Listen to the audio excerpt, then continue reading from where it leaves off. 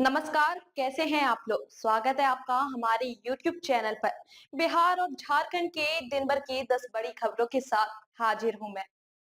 खबरों की शुरुआत करें उससे पहले आपसे अनुरोध करते हैं कि यदि आपने हमारे चैनल को सब्सक्राइब नहीं किया है, तो आज ही सब्सक्राइब करें और ताकि बिहार और झारखंड की ताजा तरीन और राजनीति से जुड़ी हर अपडेट्स आपको हर दिन मिलती रहे। तो चलिए शुरू करते हैं खबरों की शुरुआत। खबरों की शुरुआत आज औरंगाबाद से करते हैं, जहां व्यापार न्यायालय परिसर में बम होने की सूचना से अफरा तफरी मच गई। सूचना मिलते ही पुलिस प्रशासन अलर्ट हो गया और सुरक्षा के मद्देनजर पूरे कोर्ट परिसर को खाली करा लिया गया। एहतियातन न्यायालय में मौजूद अधिवक्ताओं, कर्मचारियों और आम लोगों को बाहर निकाला गया। नगर थाना सहित कई थानों की पुलिस मौके पर पहुंची। बम निरोधक दस्ता ने पूरे परिसर की सघन जांच की। जांच के बाद प्रधान जिला एवं सत्र न्यायाधीश राजीव रंजन कुमार ने मीडिया को संबोधित करते हुए बताया कि न्यायालय परिसर की सुरक्षा सर्वोपरि है। सूचना मिलते ही एहतियातन कोर्ट खाली कराया गया और पुलिस द्वारा पूरी जांच कराई गई। फिलहाल किसी संदिग्ध वस्तु की पुष्टि नहीं हुई है। पुलिस और जिला प्रशासन की सतर्कता के बाद कोर्ट परिसर में स्थिति सामान्य बताई जा रही है। आज जब हम अपने कोर्ट परिसर में आए तो मेरे पास एक ईमेल आया हुआ है और ये ईमेल जो है 9 फरवरी सुबह के 5:05 का है और इस ईमेल के द्वारा ये जानकारी दी गई है कि कोर्ट में आरडीएक्स का प्लांटेशन शायद कर दिया गया है या लंच के समय आशंका है की जाने की। तो पुलिस विभाग को खबर कर दी गई है। लोगों को मैसेज दे दिया गया है कि आप पैनिक ना हो। पुलिस विभाग अपना जांच कर रहे हैं और जांच के बाद जो बात सामने आएगी आप लोग को अवगत कराया जाएगा। सर करीब कितने बजे सर ईमेल के बारे में जानकारी मिला सर?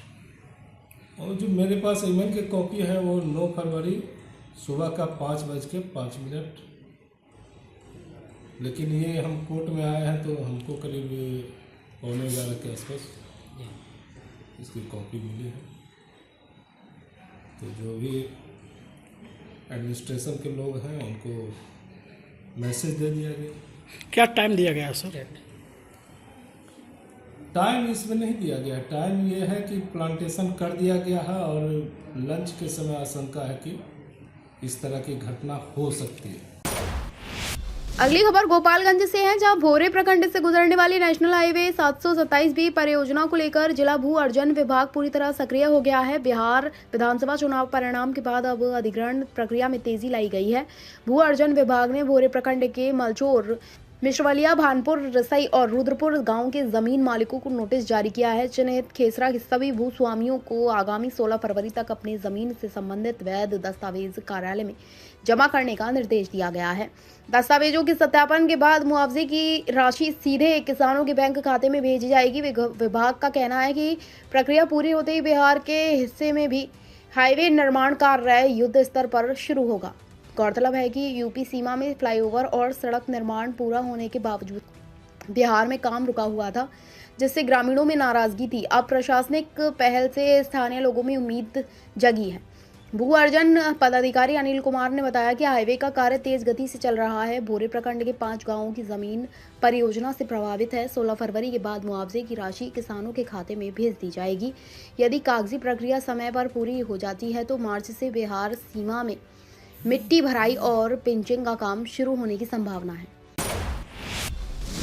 उधर मुंगेर में चोरी और असामाजिक गतिविधियों की घटनाएं लगातार बढ़ती जा रही हैं। ताजा मामला कोतवाली में थाना क्षेत्र के 2 नंबर गुमटी इलाके में देर रात नशे की धुत युवकों ने एक साथ 3 घरों की बिजली तार काट दी है। पूरी घटना सीसीटीवी में कैद हुई है। तार कटने से इलाके में घंटों बिजली गुल रही और लोगों को भारी परेशानी उठानी पड़ी। स्थानीय लोगों ने पुलिस गश्ती बढ़ाने और कार्रवाई की मांग की है। वहीं दूसरी घटना सफियासराय थाना क्षेत्र की है, जहां 6 फरवरी की रात NH 80 किनारे खड़ी 18 चक्का हाईवा का डाला चोर दूसरे वाहन में टैग कर ले भागे। यह वारदात भी सीसीटीवी में रिकॉर्ड हुई है। वाहन मालिक कुंदन कुमार ने थाने में शिकायत दर्ज कराई है। पुलिस मामले की जांच में जुटी है। लगातार हो रही इन घटनाओं से शहर में दहशत का माहौल है और लोग सुरक्षा व्यवस्था को लेकर सवाल उठा रहे हैं। उधर वैशाली जिले के हाजीपुर स्थित ऐतिहासिक गांधी आश्रम में बिहार अनुसूचित जनजाति लोहार युवा मोर्चा द्वारा लोहार जाति को पुनः अनुसूचित जनजाति में शामिल करने की मांग को लेकर प्रदेश स्तरीय जिला प्रतिनिधि सम्मेलन के 7वें वर्षगांठ समारोह का आयोजन किया गया। कार्यक्रम का उद्घाटन जदयू प्रदेश अध्यक्ष उमेश सिंह कुशवाहा ने किया। उन्होंने कहा कि लोहार समाज आज भी सामाजिक, आर्थिक और शैक्षणिक रूप से काफी पिछड़ा हुआ है और इसे मुख्यधारा में लाने के लिए सरकार को ठोस पहल करनी चाहिए। उन्होंने भरोसा दिलाया कि लोहार समाज की मांग को सदन में मजबूती से उठाया जाएगा। उमेश सिंह कुशवाहा ने कहा कि मुख्यमंत्री नीतीश कुमार का संकल्प है कि अंतिम पंक्ति में खड़े लोगों को न्याय दिए बिना विकास की कल्पना अधूरी है। उन्होंने कहा कि लोहार समाज का गौरवशाली इतिहास रहा है और सरकार को उनकी मांग पर सकारात्मक निर्णय लेना चाहिए। कार्यक्रम में विभिन्न जिलों से आए प्रतिनिधियों ने भी अपनी बात रखी और समाज को एसटी का दर्जा दिलाने की मांग दोहराई। आपकी लड़ाई आपके साथ, मैं आपके साथ लड़ता रहूंगा जब तक के अंजाम मिलता नहीं, अंजाम पर हम लोग पहुंचते रहिए। और मैंने प्रश्न भी किया, उसका भी मेरे कॉपी है, और मैंने पत्र भी लिखा, उसका भी कॉपी। बिल्कुल आपकी जो मांग है जायज, क्योंकि आपकी जो समाज है जो सबसे निचले पदार्थ पर, जो आपकी सामाजिक, आर्थिक, शैक्षणिक उत्थान जो होनी चाहिए। बाढ़ रेलवे स्टेशन पर लावारिस पशुओं का आतंक थमने का नाम नहीं ले रहा है। ताजा मामला एक सांड के हमले का है, जिसका वीडियो सोशल मीडिया पर तेजी से वायरल हो रहा है।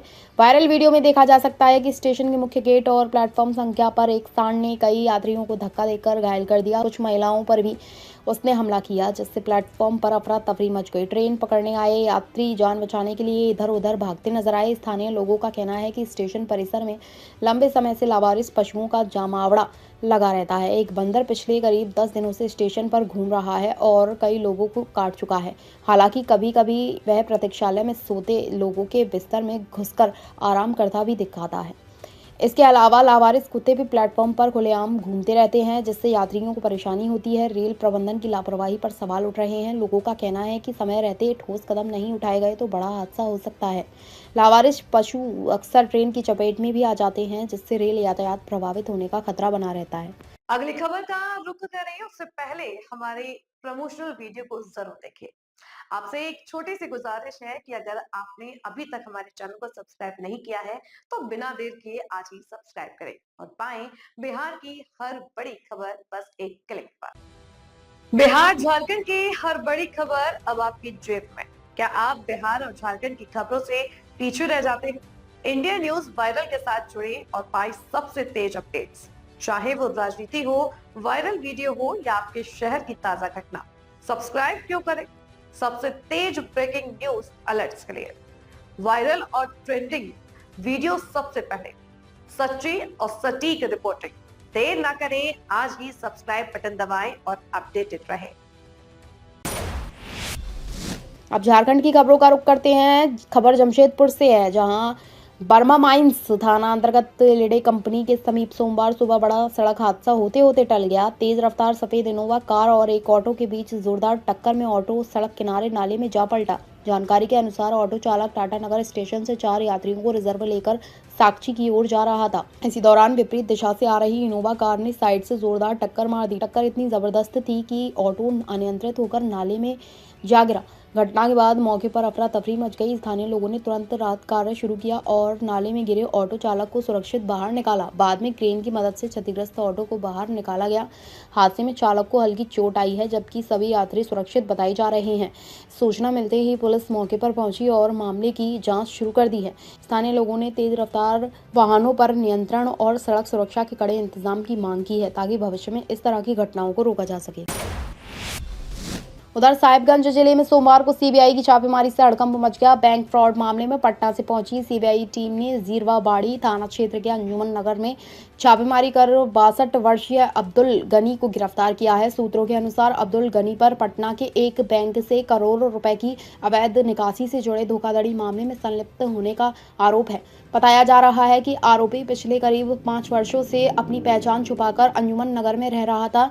उसने अपने पुत्र के साथ मिलकर यहां एक मकान खरीदा था और वहीं रह रहा था। सीबीआई को सटीक लोकेशन मिलने के बाद जीरवा बाड़ी थाना और मुफस्सिल थाना पुलिस के सहयोग से कार्रवाई की गई। गिरफ्तारी के बाद सीबीआई टीम आरोपी को अपने साथ लेकर रवाना हो गई। सूत्रों के मुताबिक आरोपी पर कटिहार जिले के मनिहारी अंचल के इनायतपुर कंटकोश गांव में रिश्तेदारों की जमीन गलत तरीके से बेचने का भी आरोप है। फिलहाल सीबीआई आरोपी से पूछताछ कर रही है और मामले की जांच जारी है। उधर चाईबासा जिले के गुड़ासाई में अवैध शराब निर्माण के खिलाफ बड़ी कार्रवाई की गई। पुलिस अधीक्षक और उत्पाद अधीक्षक के निर्देश पर चक्रधरपुर थाना क्षेत्र अंतर्गत गुड़ासाई में आबकारी विभाग और पुलिस की संयुक्त टीम ने छापेमारी कर अवैध शराब भट्टी को ध्वस्त कर दिया। कार्रवाई के दौरान टीम ने मौके से करीब 2500 किलोग्राम जावा महुआ और 160 लीटर अवैध देसी शराब बरामद की। जब्त सामग्री को विधि सम्मत प्रक्रिया के तहत नष्ट कर दिया गया। बताया जा रहा है कि छापेमारी की भनक लगते ही अवैध शराब कारोबार में संलिप्त लोग मौके से फरार हो गए। इस मामले में अज्ञात व्यक्तियों के विरुद्ध प्राथमिकी दर्ज कर ली गई है और उनकी पहचान तथा गिरफ्तारी के लिए लगातार छापेमारी की जा रही है। अगली खबर पाकुड़ से है, जहां जिले में लगातार हो रही मोटरसाइकिल चोरी की घटनाओं पर पुलिस ने बड़ी कार्रवाई करते हुए शातिर बाइक चोर गिरोह का पर्दाफाश किया। इस कार्रवाई में 4 अभियुक्तों को गिरफ्तार किया गया है, जबकि एक नाबालिग को निरुद्ध किया गया है। इनके पास से 6 चोरी की मोटरसाइकिलें और 3 मोबाइल फोन बरामद किए गए हैं। बताया जा रहा है कि 7 फरवरी 2026 को बैंक कॉलोनी से हीरो सुपर स्प्लेंडर मोटरसाइकिल की चोरी हुई थी। इस संबंध में पीड़ित सूरज कुमार के आवेदन पर पाकुड़ नगर थाना में मामला दर्ज कर अनुसंधान शुरू किया गया। मामले की गंभीरता को देखते हुए एसपी निधि द्विवेदी के निर्देश पर एसआईटी का गठन किया गया। गठित टीम ने त्वरित कार्रवाई करते हुए गुप्त सूचना के आधार पर छापेमारी कर गिरोह के सदस्यों को गिरफ्तार कर लिया।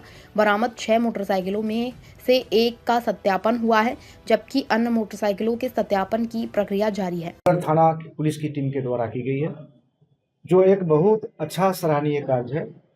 इसमें जो व्यक्ति गिरफ्तार हुए हैं, मोनू उर्फ आकाश, अरविंद कुमार केसरी, लालटू शेख, लालचंद शेख एवं एक निरुद्ध बालक, जिसमें केसरी अरविंद केसरी और मोनू का पहले से टाउन थाना में विभिन्न गृह चोरी में एवं मोटरसाइकिल चोरी वगैरह में आपराधिक इतिहास रहा है। कुल मिलाकर के नगर थाना की पुलिस के द्वारा पुलिस अधीक्षक मैम के गुप्त सूचना के आलोक में बहुत अच्छा काम किया। सर, गिरफ्तार आरोपी में मेन मास्टरमाइंड कौन है? निश्चित रूप से ये मोनू और अरविंद केसरी, जो पहले भी कई केसों में, बहुत से केसों में, घर के केसों में, मोटरसाइकिल के चोरी के केसों में गया है, टाउन अंतर्गत और बाहर भी, ये दोनों मास्टरमाइंड। इन लोगों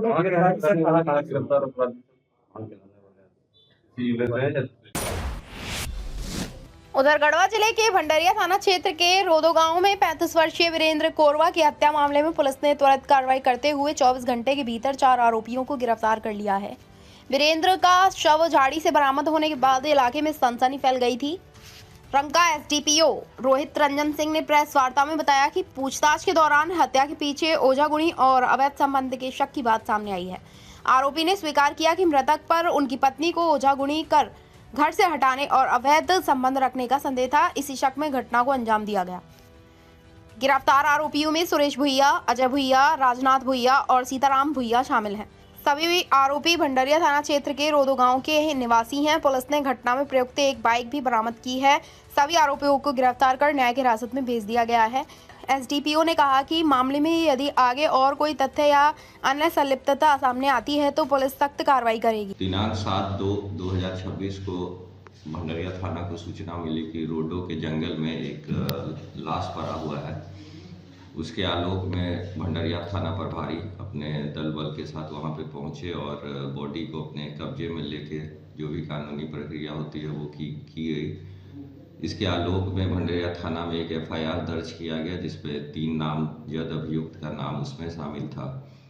इसी आलोक में जब छानबीन की गई तो उसमें 4 लोगों की संलिप्तता की बात सामने आई, जिसमें मृतक जो हैं वीरेंद्र कोरबा, उनकी रंजिश गांव के ही 3-4 लोग के साथ था, जिनका नाम सुरेश भुइया, अजय भुइया, राजनाथ भुइया और सीताराम भुइया है।